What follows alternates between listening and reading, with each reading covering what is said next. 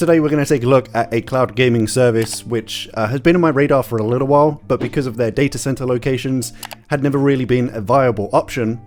That is until now. So we're going to be taking a closer look at Boosteroid, which is a cloud gaming platform that follows a similar kind of model to GeForce Now, in that they give you access to an existing game library like Steam, Origin, or the Epic Game Store to play games that you already own. And as of the time of making this video, they currently have access to almost 300 titles. So unlike GeForce Now, Boosteroid currently have access to platforms and titles which were removed from GeForce Now at its launch last year.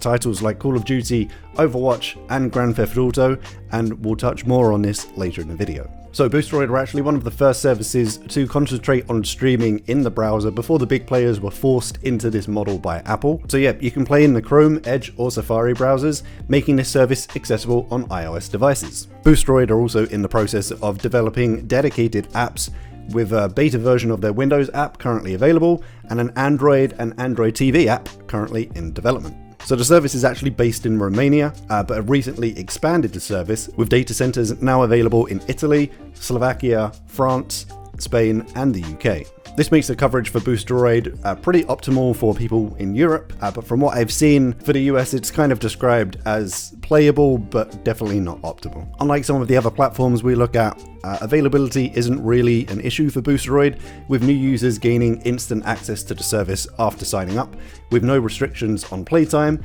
and no queuing for a machine. If at all, after this video you're interested in checking it out, there is a link in the description down below. That is an affiliate link for me. If you wanted to use that, you would just be supporting the channel. On that note, Boosteroid currently have two plans available. One is a monthly rolling subscription for €9.89 a month, or you can pay upfront annually for a year's worth, which is €49.89, which works out to be around €4.16 a month. So I've been playing around with the service, streaming games both through the browser and through their dedicated app. How did I get on? The first thing I did was ran a connection test to make sure my internet speed and distance from the data center were optimal. The minimum speed needed for Boosteroid is 15 meg to achieve a solid 1080 gameplay at 60 frames per second, which is currently the maximum performance for the service. Next was to browse a library of games for titles that I already owned. I have to say, the library of games really is what sets Boosteroid apart from other cloud gaming services, but also kind of causes me the most concern.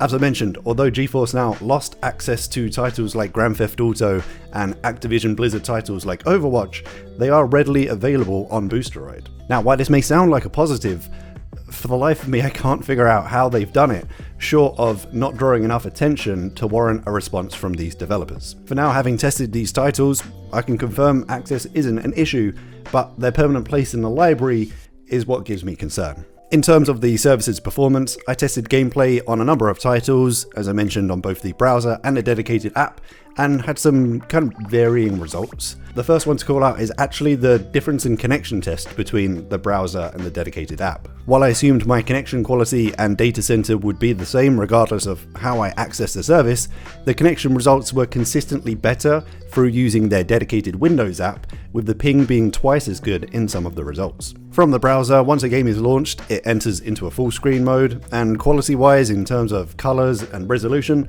I'd be hard-pressed to spot the difference between running the game locally. However, once in the gameplay, it's apparent that the streaming tech still requires a little bit of work on their side, with above average compression artifacts, particularly in gameplay where there's a lot happening on screen or sudden camera movements. Input latency, however, was very impressive, with the responsiveness being just below kind of where it is with GeForce Now. Moving over to their dedicated app, while the compression artifacts were still noticeable, I'd say there was a slight reduction, and input latency was improved even more, at this point being very much on par with GeForce Now. Boosteroid have stated that their native app compensates for packet loss by 50 to 60%, so if you were going to give the service a try and have this option, I'd definitely opt for the app where possible. So from my time with Boosteroid, what did I like, what didn't I like, and ultimately, would I recommend the service to you? So let's start with some of the negatives, get them out of the way. As well as the compression artifacts, I did also encounter some audio stuttering and a couple of crashed games, nothing that warranted the service unplayable, and streaming is still streaming at the end of the day, and dips in connection are to be expected. Within the library, there are a number of titles listed as under maintenance and therefore cannot be accessed. Boosteroid state they move a game into maintenance mode when they need to fix a bug, enhance the game operation, or just need to download a newly released patch. So nothing there that should leave a game out of commission for weeks on end, but just to call out that there's a possibility a game you want to play may be out of commission just while they maintain it. And finally, the hardware you're using from Boosteroid is purely to run the game and doesn't include storage. This means online games are fine, but any single player story driven titles would need to have a cloud save option in order for you to save your progress. So how about some of the things I liked and some of the features which I think set Boosteroid apart from other services? Obviously, top of the list for me is the game library. It's basically GeForce Now on steroids. As I mentioned, it's definitely something to keep an eye on, but for now Boosteroid have one of the most unrestricted game libraries, which is being updated pretty frequently, for example with them adding the Outriders demo just last week. As of right now, that library also includes 68 free-to-play titles, including demos, so you can still utilize the service even if you don't have an existing library of games built up. When it comes to their dedicated Windows app, as well as the slightly better performance, I actually enjoyed the experience of the app as a whole. There's shortcuts for jumping in and out of full screen mode, and some in-app options for volume, mic controls, and cursor sensitivity. To that point, for a lot of titles you can play either with a controller or a keyboard and mouse, because they do have titles like World of Warcraft where this is essential.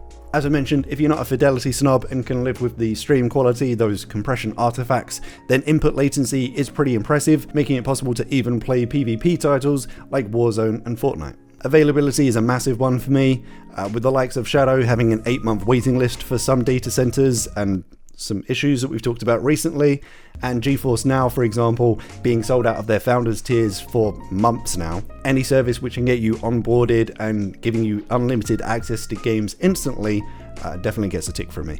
Overall, this service may not be for everyone with its European-based data centers and average streaming quality, but this may be ideal for people who have built up a collection of games across multiple game libraries and maybe don't have the funds to upgrade their current equipment, or maybe just want to access those games on more devices. For me, the price, the instant availability, and the massive library of games definitely makes Boosteroid worth checking out, but it's just access to all of those games that we'll definitely have to keep an eye on as the service grows.